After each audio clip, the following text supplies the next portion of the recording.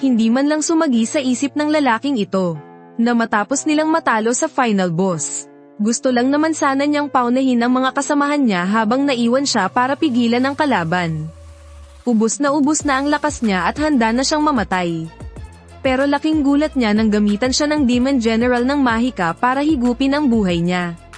Ang hindi nila alam, kapag tinamaan siya ng isang Mahika kahit isang beses lang, kaya niya itong matutunan at gayahin ng perpekto.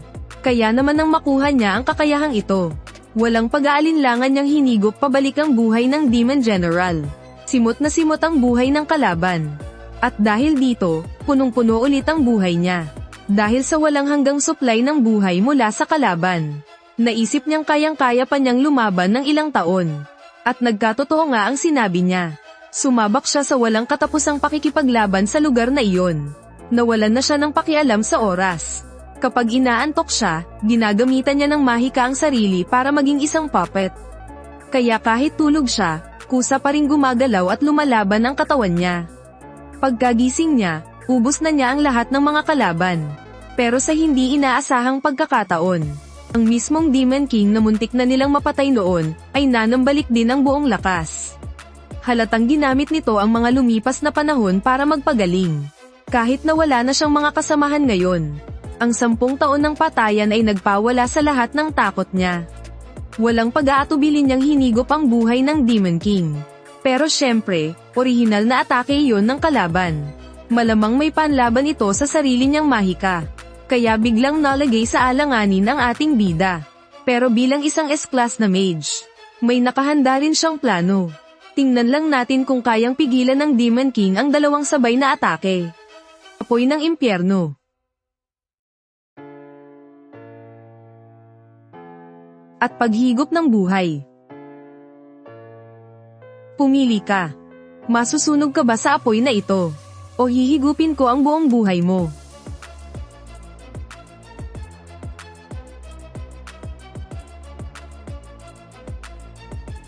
Ang daya, di ba? Sobrang tuso. Nang matapos ang laban at tumahimik ang paligid. Sa wakas, makakaalis na rin siya sa dimensyong iyon.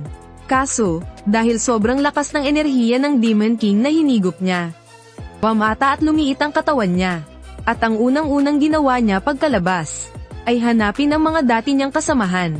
Ang totoo niyan, nung panahong nagpaiwan siya para harapin ang kalaban, nagpumilit din ang dalawa niyang kaibigan na samahan siyang lumaban hanggang kamatayan.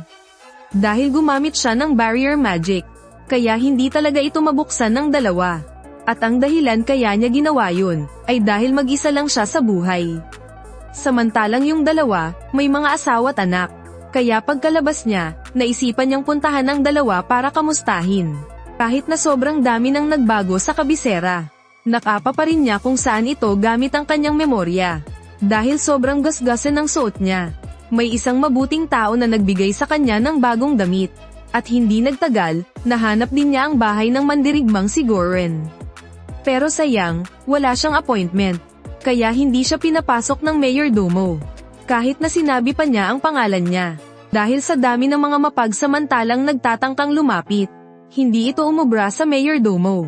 Kaya umalis na lang siyang bigo. Dahil nasunog ang ID niya noong nakikipaglaban siya. Balak niyang pumunta sa Adventurers Guild para kumuha ng bago. Pero habang nasa daan, may napansin siyang isang estatwa. Wala yun sa memorya niya dati. Pero ang astig tingnan, ha? Anggat lang siya ng konti sa kakisigan nito. Nang magtanong-tanong siya, doon niya lang nalaman na ito pala ang estatwa ng bayaning pumihil sa hukbo ng Demon God 10 taon na ang nakalilipas. Ang dakilang bayaning nagligtas sa mundo. Tama, walang iba kundi siya mismo yun. Pero ewan ko ba kung sinong gumawa ng estatwang yan. Hindi man lang kamukha niya eh. Pero dahil dito, na-realize rin niya. Siguradong akala ng buong mundo, matagal na siyang patay. Hindi nagtagal, nakarating na siya sa Adventurers Guild. At sakto naman, nandito lang din pala ang hinahanap niyang si Goren. Kahit 10 taon na silang hindi nagkikita, nakilala pa rin niya agad ang bida natin. Binuhat niya ito bigla sabay yakap ng mahigpit. Kaya napanganga na lang ang mga tao sa paligid. Buhay ka, nakabalik ka. Umiiyak ka ba? Tsaka, tumanda ka yata. Hindi ako umiiyak sadyang tumanda lang ako. Aba, 10 taon na kaya ang lumipas. Buong 10 taon. Dahil 10 taon na siyang walang kain. Napakain ng todo ang bida natin. Kahit na kaya namang magbigay ng enerhiya ng life drain. Wala pa ring laman ang tiyan niya eh. Pero dahil matagal siyang hindi kumain, hindi pa siya pwedeng kumain ng maraming matitigas na pagkain. Kaya nagutos si Golan na ipaghanda siya ng lugaw. Pero hindi niya inasahan kung sino ang magdadala nito. Sakto pang isa rin sa mga dati niyang kasamahan. Walang iba kundi ang bayaning si Eric. Sinabihan pala siya ni Golan. At pagdating niya, umiiyak din siya ng wagas, tumutulo ang luhat sipon. 2 matandang lalaki ang pumalibot sa kanya habang sabay na umiiyak. Ang mga gwapong binata noon, tumanda na ngayon.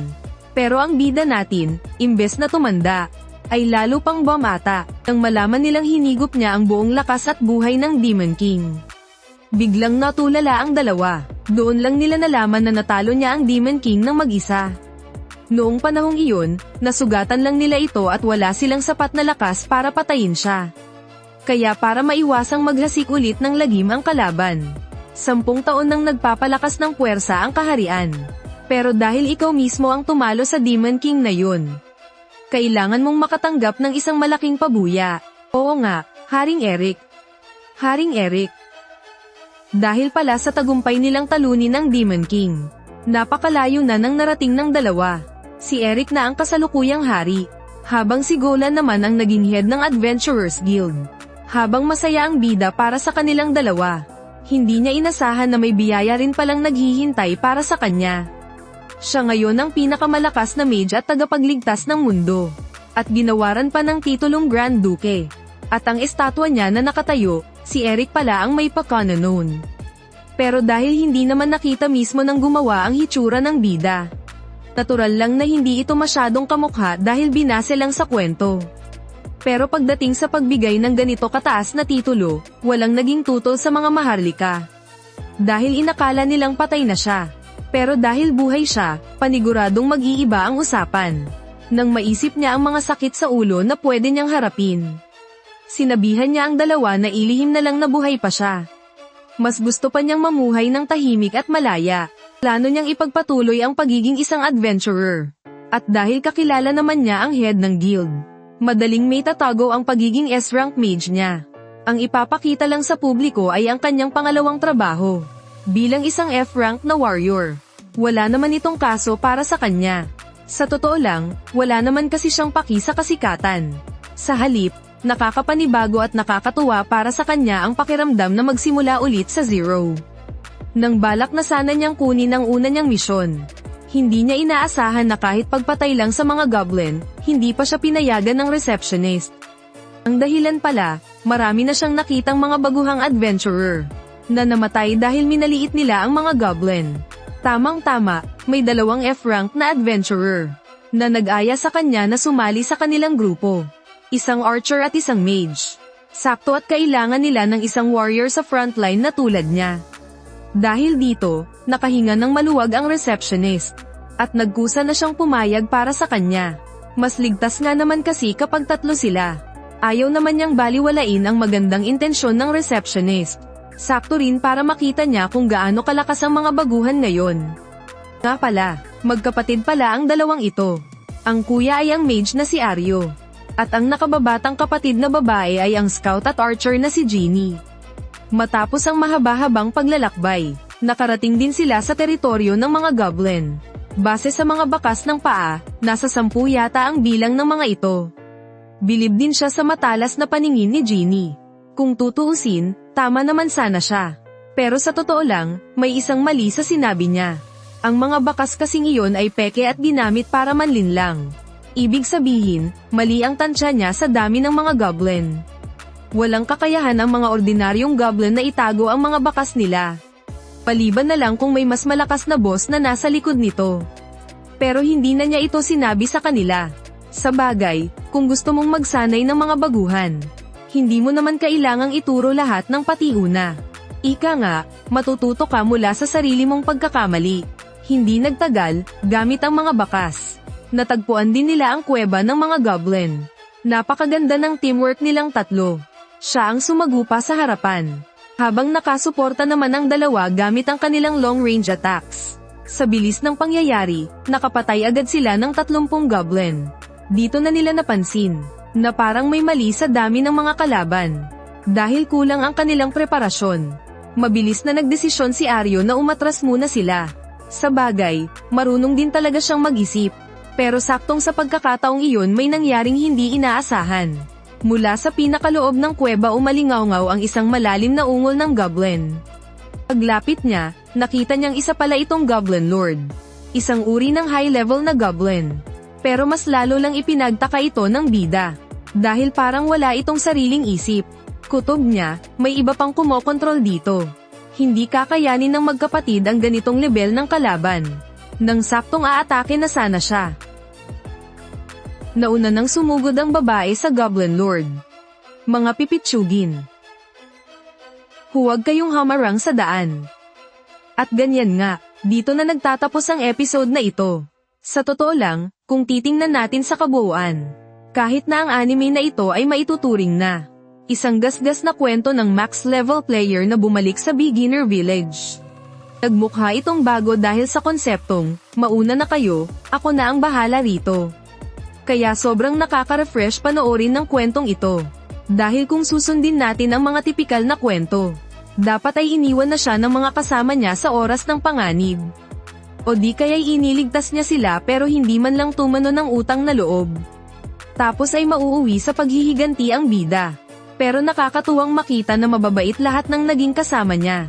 Sa loob ng 10 taon, hinding-hindi nila siya kinalimutan.